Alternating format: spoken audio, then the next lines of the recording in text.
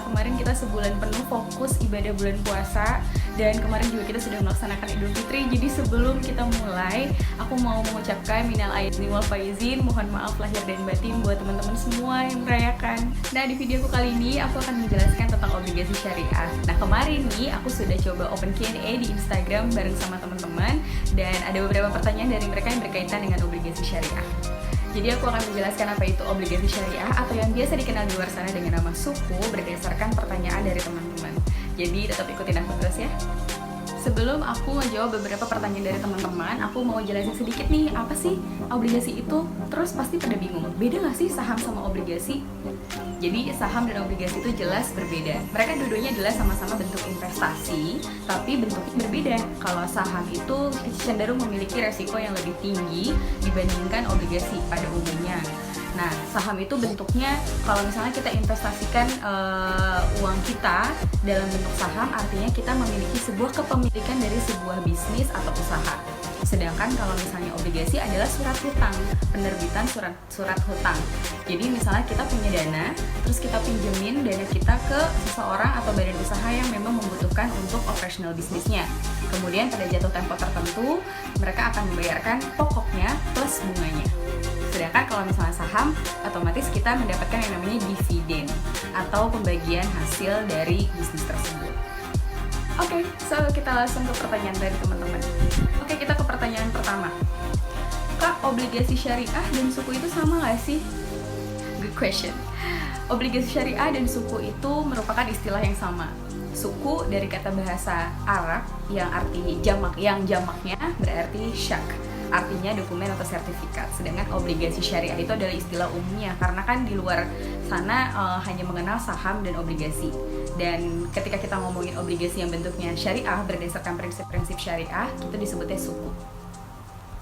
Oke, kita masuk ke pertanyaan kedua ya. Kapan pertama kali terbitnya suku dan bagaimana sejarah awal mula terciptanya suku? Oke, kita ngomongin sejarah nih ya. Berdasarkan literasi yang pernah aku baca, tahun 4-5 Hijriah atau sekitar 10-11 Masehi, suku ini sebenarnya udah lazim digunakan oleh pedagang-pedagang muslim pada zamannya.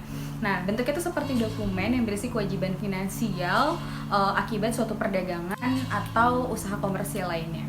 Nah, contohnya nih ya, aku adalah seorang pedagang, kalian adalah seorang pembeli, kalian mau beli barang di aku. Nah, kalian tuh nggak langsung bayar, tapi yang kalian terbitkan adalah sebuah dokumen yang berisi nama barangnya, tipe barangnya, berapa jumlah barang yang kalian butuhkan, berapa harga yang sudah deal antara kita, kayak gitu, dan juga tanggal jatuh tempo pembayarannya.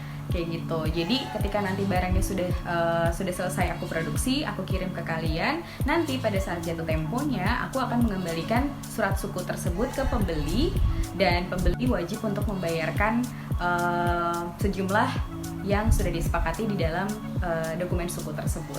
Gitu. Oke, pertanyaan ketiga nih ya. Apa sih yang membedakan obligasi pada umumnya dengan obligasi syariah atau suku? Ini juga pertanyaan yang bagus banget. Jadi obligasi syariah itu pastinya penggunaan proceeds-nya itu sudah harus berdasarkan prinsip-prinsip syariah. Jadi obligasi tersebut hanya boleh diterbitkan untuk usaha-usaha atau sifat pinjaman yang terbebas dari riba, goror, ataupun hal-hal yang tidak dihalalkan gitu atau haram ya, kayak gitu. Dia juga menggunakan akad-akad yang berdasarkan prinsip syariah, jadi jelas, adil, dan juga jelas, adil, transparan, udah pasti kayak gitu, tidak mengandung unsur riba. Ya, jadi itu perbedaannya obligasi syariah dengan obligasi pada umumnya. Oke, aku pikir itu dulu untuk jawab pertanyaan teman-teman. Aku mau sedikit ngejelasin nih tentang kenapa sih kayaknya suku itu masih seperti awam di Indonesia, di negara kita. Sebenarnya sebenarnya gak cuma awam di negara kita doang, tapi juga masih awam di banyak negara muslim lainnya gitu, karena masih ada standar-standar yang memang belum tersentralize. Jadi masih kayak satu negara muslim dengan satu negara muslim lain itu masih punya perbedaan standar gitu, yang membuat si investor yang harusnya mereka tadinya berpikir untuk berinvestasi di Indonesia misalnya dari negara Timur Tengah, karena perbedaan standar inilah yang membuat mereka akhirnya enggan gitu untuk berinvestasi melalui suku di negara itu misalnya gitu.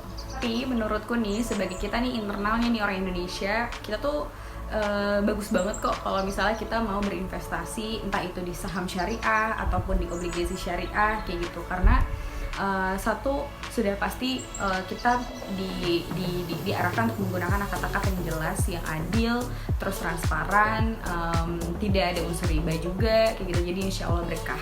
So, sampai di sini dulu videonya. Mudah-mudahan next time ada kesempatan lagi untuk aku bikin video yang bermanfaat buat teman-teman juga dan juga buat aku. Kita bisa sharing-sharing juga mudah-mudahan.